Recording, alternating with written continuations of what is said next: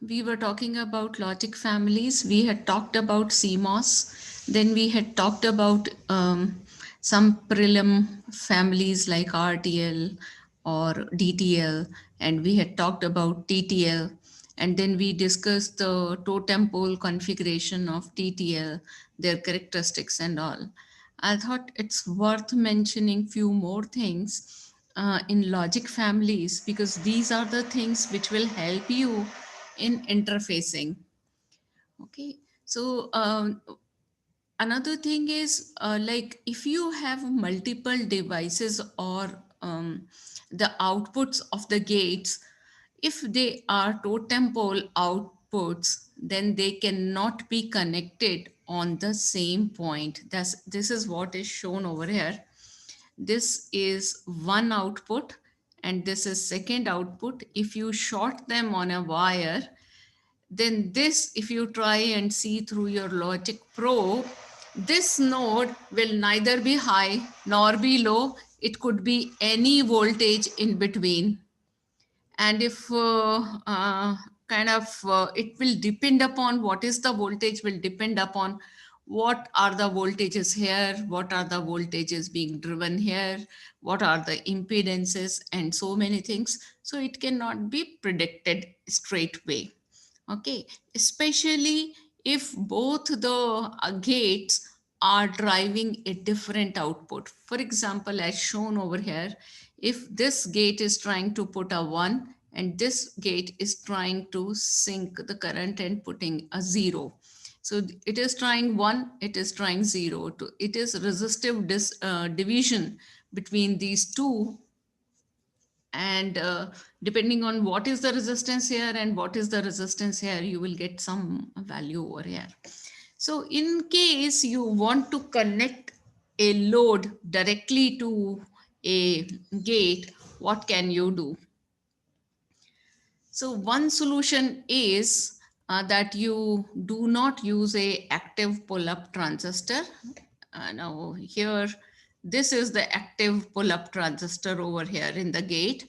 And you will recall in totem pole configuration, you had a active transistor followed by a diode over here. So you need to remove that. Okay. And then how do you kind of do this configuration? I'll show you. Uh, what happens is in this way, none of the gate is ever trying to put a logic 1. So this is the configuration. See, this is the output node. So the transistor and the diode which was connected over here has been removed totally. So this configuration is known as open collector configuration. I had mentioned it and I had said that I'll tell you how do you connect it. So whatever, if you are, for example, trying to connect a lamp or want to turn on a lamp through this gate output, you can connect the lamp over here as a load. So this is the external load which comes up and replaces this. So if it is built in into your circuit, then you don't have any way of removing it. So this kind of configuration is also provided in some of the ICs. So if, for example, you are looking for NAND gate, 2-input NAND gate, you have totem pole by default. But if you wish open collector, then they are also available. So how do you get to know whether it is an open collector or a totem pole or something? You know by kind of symbols.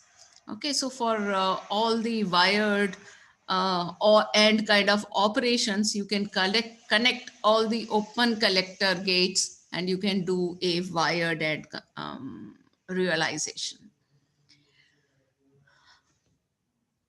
Okay, this I have already mentioned partially, that open collector is used to drive a kind of a lamp. This is a lamp which has been shown. Now, this is the kind of circuit I think you yourself will see. There is nothing much to be said. It is LED example. I wanted to show you the symbol. This is what I'm interested in because I have still not done IEEE symbols, but uh, the standard symbols are known to you. So I have taken a standard symbol for NAND gate and a standard symbol for inverter. Okay, 7406 is a hex inverter IC, whereas 7401 is a quad 2 input NAND gate. So this kind of a symbol on output node indicates that here this output is a open collector output. So you need to look for this kind of a symbol in your data sheet. Okay, so when the data sheet is provided to you, it mentions what kind of output configuration is available on this IC. Okay, so you can look for it. Now 7406 as such is a hex inverter. So you can have it in totem pole configuration, you can have it in open collector configuration. So you need to check on which one you are picking up. Okay. Then the third configuration I had mentioned was the tri-state configuration. Uh, Now, this configuration takes the advantage of high-speed operation of pull-up and pull-down output arrangement. Um, you you are trying to share a common wire, which I said, for example, a bus. On a bus, several registers can be connected who write, but only one register is enabled at a given point in time to write on that bus. Okay. So now if your output is totem pole, you cannot, or even if it is open collector, you cannot connect all the registers on the same bus. You have to have a tri-state configuration to make that kind of a setup. Now, this setup gives you a third state on your line, which is a high impedance state. You will recall high means connecting it to logic 1 or VDD or VCC. Low means connecting it to ground or VSS. And high impedance is disconnecting from both, and therefore it is open. So it's not open collector, but it is open from both the ends. So it is tri-stated high impedance node. This I have said already. So we will see how it works like. See, so if there is a additional terminal.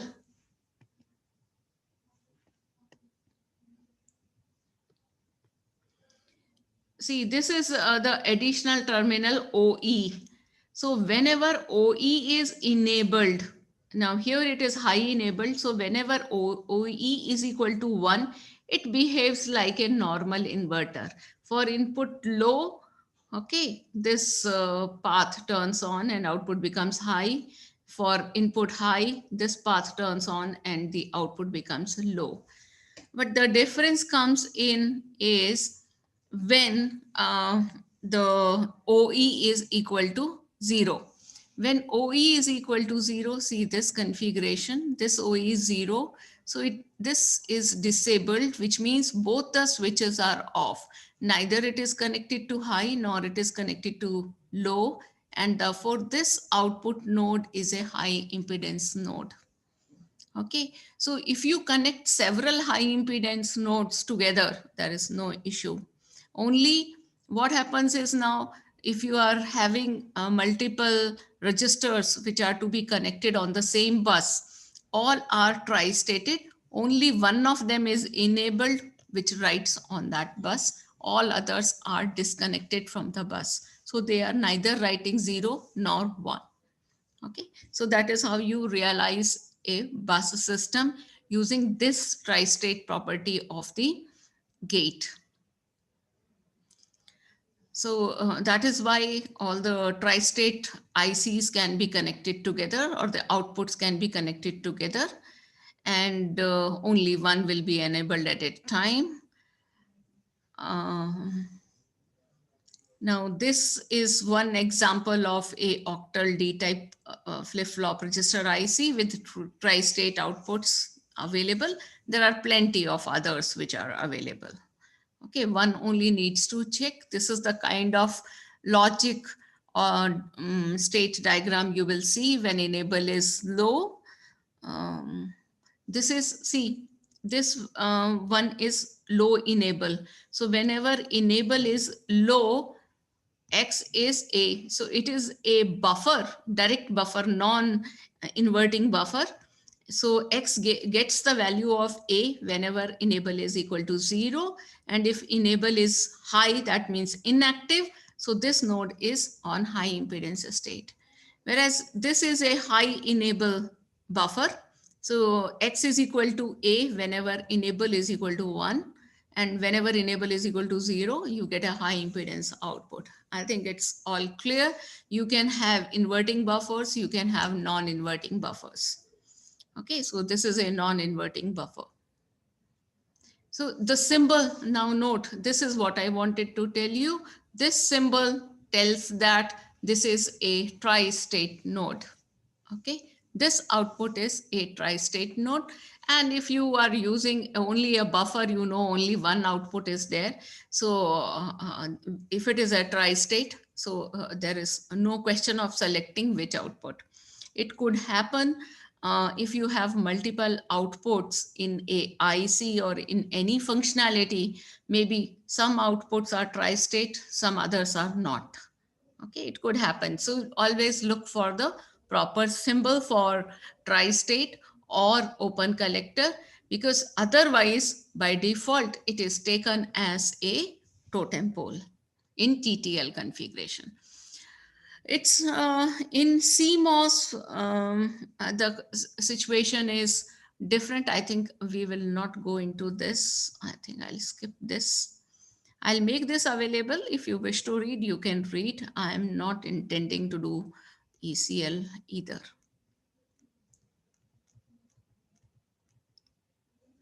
Yeah, I'm wanting to do something on CMOS, which is important. Now, there is one uh, circuit in CMOS whose equivalent is not available in bipolar technologies, be it TTL, RTL, DTL, or ECL. Any of these bipolar does not have, and that circuit is the transmission gate or a bilateral switch. Now, this acts as a single pole, single throw switch controlled by an input logic level. What does it mean? Let's see. It passes signal in both direction. Okay, so so far what we saw was there was an input node, there was an output node. So this bidirectional switch is truly bidirection. So the two nodes which we call input output are actually the two nodes A and B. Either you can pass the signal from A to B or B to A. Either is possible. Okay, so both the direction transmission is possible, and this can be used in digital, analog, both applications. So input can be accordingly chosen. I'm showing the circuit diagram of this bilateral switch. So see, this is the bilateral switch. This is the input node and so-called output node. This can be input, this can be output. So your signal can travel from here to here or here to here, either direction. Now, what is there in this? There is one N transistor and another P transistor. Okay, the two drains are connected together and the two sources are connected together. I would rather not call them source and drain, because even source and drain are interchangeable and will depend upon which node has a higher voltage and which node has a lower voltage. So I'll not like to call them source and drain, but I'll call them source or drain. Okay, so if you draw the circuit, I think I'll draw.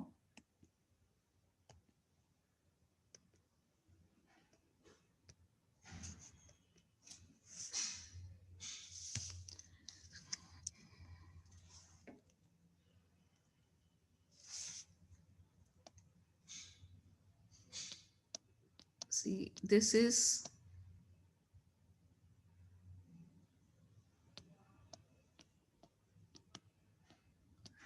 what is drawn over here.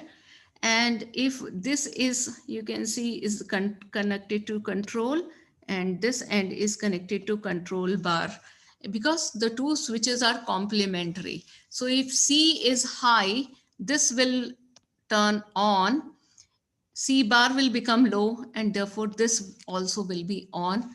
And the signal can go from here to here or here to here, depending on what the signal is and from where the signal is traveling. Okay, so this is the kind of a equivalent symbol, that it is a switch which connects the two nodes depending on the control. Okay, so if control is low, what happens is, if this is low, there is no channel, so this transistor is off. If this transistor is off, C is 0, so C bar becomes 1. And since this is 1, this is a PMOS, so this transistor is also off. So this is cut off, this is cut off. So both the transistors are on and off simultaneously, logically, if you speak. There are some details associated, I think, which I will postpone for a MOS IC course, where we will do detailed analysis why we need to put in N and P in parallel. I'm sure you can guess out yourself, because you know the properties of N and P. If you are passing a signal low, N is good. If you are passing signal high, then P is good. And you don't want to make your circuit signal dependent. Okay, therefore you put in both the switches in parallel. So, but we are not doing the detailed analysis of this switch. But you should know that there is a bilateral switch available in CMOS, and this switch can be used to design any logical function. A non-inverting logic function can be built using switches, and they are very fast, and they consume very less power. So they are very popular circuits in CMOS logic design. This kind of bilateral switch is known as transmission gate, and there are variety of symbols which are used to draw it. One popular symbol is, so this is said as control, I and O. This is one of the symbols. There are multiple other symbols which can be used.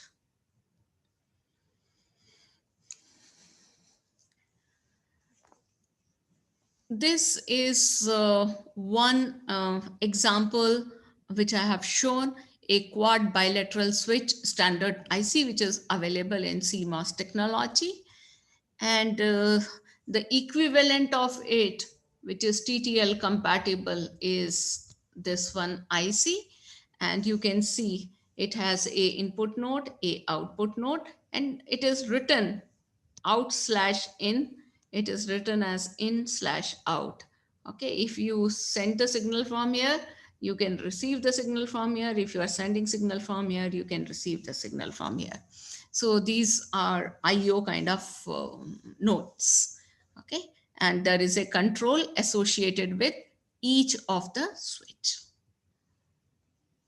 Now we will come to interfacing. What does interfacing mean when we talk about, because this is where, when we build our circuits, we use different ICs, we connect them to realize our functionality on the board. Okay, so how can I interface? Can I put in any device with any device and realize my circuit or system? No, we cannot. So what are the things, or the simplest things, which you should check before you are doing a interconnection? Now, always check that there is somebody who is giving a signal and there is somebody who is receiving the signal. So there are two identities, ICs, two different ICs, one sending the signal, another receiving the signal. The sender, the one who sends the signal, is known as driver, and the one who receives the signal is known as load. So you often cannot make a direct connection because there are differences in electrical characteristics. What are the electrical characteristics we are interested in is voltage and current. So voltage, the output voltage, output high, the output low, input high, input low. So on driver side, output voltages are important. On load side, input voltages. So we need to check them. Similarly, the current of the driver, the current of the load in high state and the low state. So we'll take example and try to do it, how to do it. Now see, this is a driver gate and this is a load gate. So at times you can directly connect. If it is the same logic family, probably you can connect.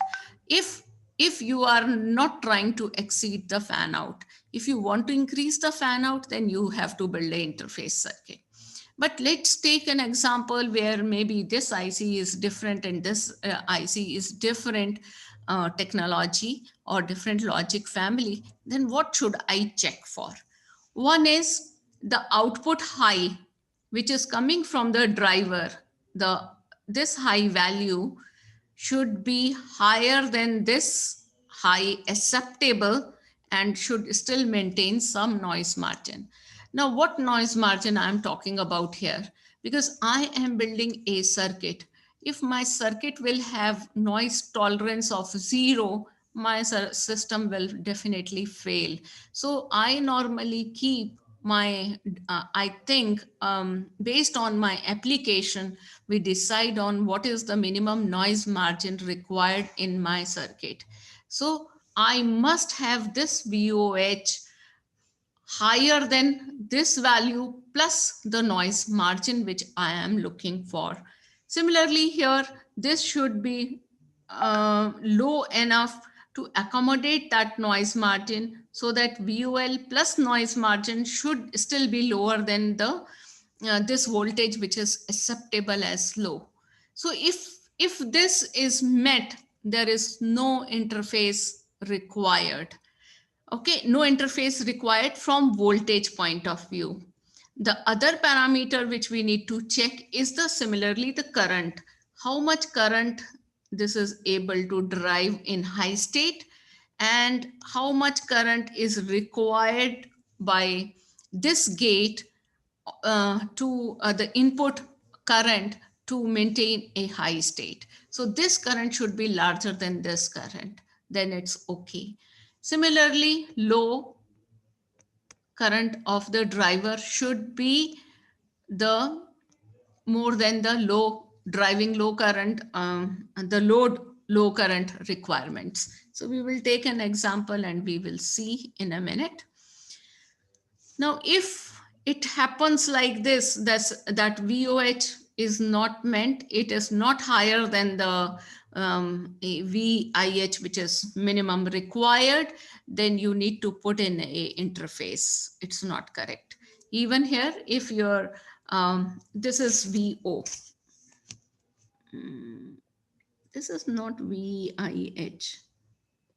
This is VOL. This is VOL max. Okay, so this has to be higher. If it is higher than VIL, which is acceptable, then I need to bring it down by using an interface circuit. Okay, so we will see some of the interface circuits. Let's see how much I can do it. Now,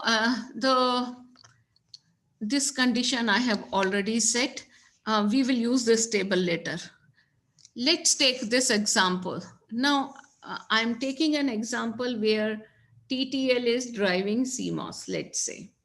So what does it mean is this gate is TTL and this is driving another gate. And please remember that when I'm drawing a symbol NAND, it does not mean NAND. It could be any gate, but I'm only trying to tell a symbolic gate. I could have drawn a box as well. Okay, but so TTL is driving a CMOS.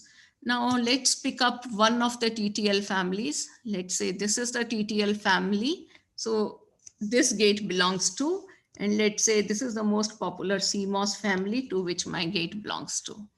Okay, so I need to compare VOH of this and VIH of CMOS.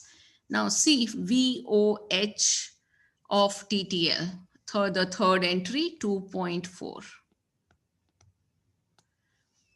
Here I'm looking for input high acceptable. Minimum is 3.33. Condition, the very first condition fails. This output is only 2.4 volt and this requires a minimum of 3.33 volt. So I will not be able to interface them directly. What should I do? This is what you need to do. A TTL gate driving a CMOS gate. So I'll put up a pull-up resistor over here in this on this node. So what will happen? This node will charge up through this. Now this is a 5 volt. So this node will try to be pulled up slowly to 5 volt. Now I cannot put this as a very strong value because if this TTL gate is trying to pull down low, okay, then this should not hinder in bringing this node down. Okay, so what we do is we put up a resistor with a very high value so that only slowly it tries to charge this node if this gate is trying to pull 1. If this gate is trying to pull down the value 0, then this resistance is too high and all the voltage drops over here. So this pull-up resistor helps in interfacing this kind of a circuit. Okay.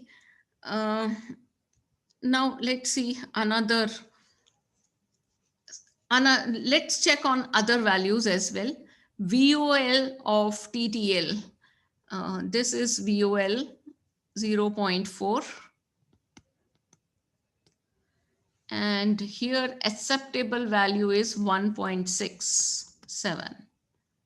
So fine, 0.4 is much lower than 1.67. So on low side, I do not have any problem.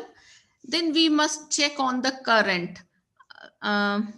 Output high current of TTL is 4 and the units are milliamperes.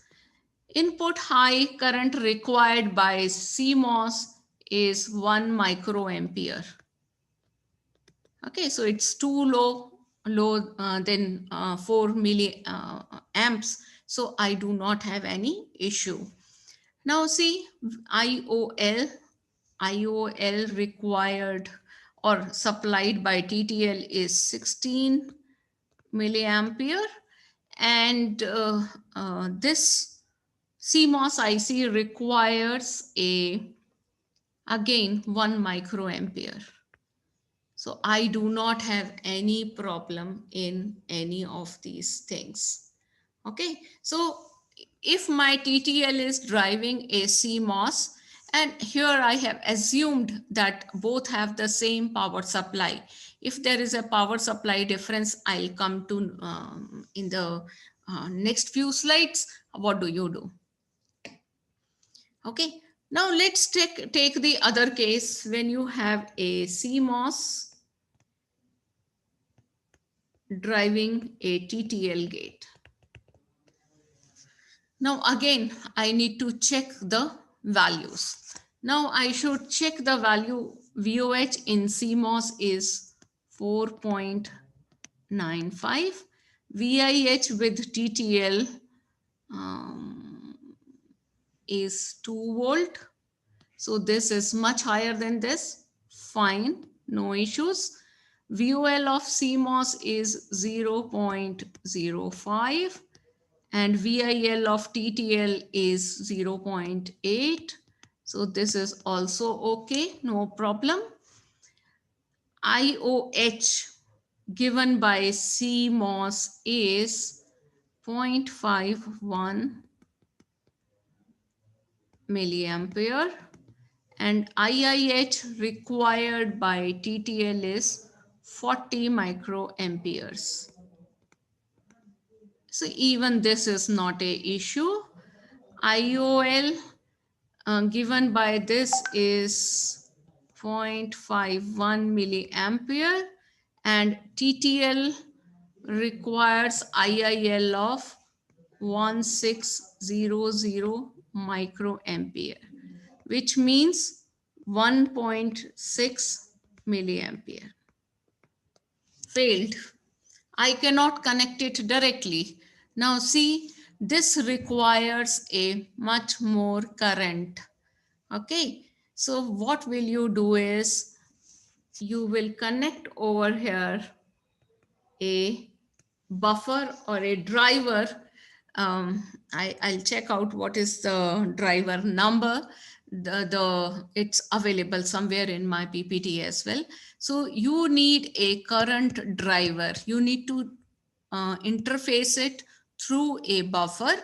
This buffer should increase the current drive capability by somewhere near 4, because if you increase by 3, then it becomes 1.53, okay, which is only slightly less than this. So even 3 will work, but 3x drivers are not available. Either you will have 2x, 4x, 8x, 16x, these kind of drivers are available. So you can pick up a nearest 4x current driver and you can interface through that driver. Okay, so these are the kind of things how you will check out.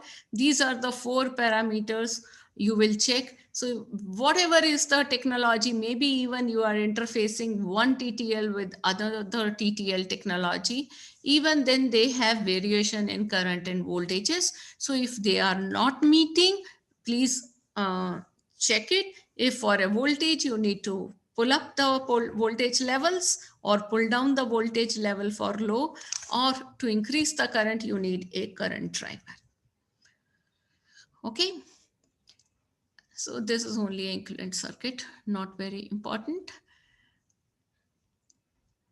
Now, this is when your two devices are working at different supply voltages. For example, a driver is at low voltage and your load is working at a high voltage. Then what will you do? Now, you will use a translator, voltage level translator. For example, I have shown one IC74LVC07, which has a internal pull up and you which works on plus 5 volt, and you can connect in this configuration. So it is a kind of a open drain, and this resistance is typically connected externally. Okay, so you can connect it and you can interface. The other solution is you can use this kind of a device, which is a dual supply translator circuit, where this is a internal buffer. It takes the both the voltages. So these voltages are also fixed. So they are this is designed to take a input value which is 1.5 voltage and gives you an output levels which are at 5 level voltage, 5 volt. So you can put that kind of a translator in between the two ICs. This is another third solution for it. There are these kind of devices available which are input tolerant. So this is a different case when your input is at high level and your output or the load is at low voltage level. So you need a device which can take an input which is high. So high tolerant input device can be designed, and this gives you an output voltage levels which are suitable for low, and you can use it. So there are various available translators, connectors, interface devices available in the market, as well as one can design. If we are doing it on IC, we can design our own I think this I am not interested in telling you. These are some applications only.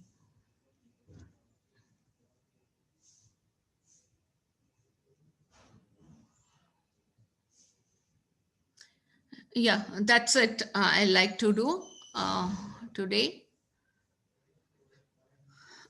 regarding interfacing, which I could do quickly in 40-45 minutes of time.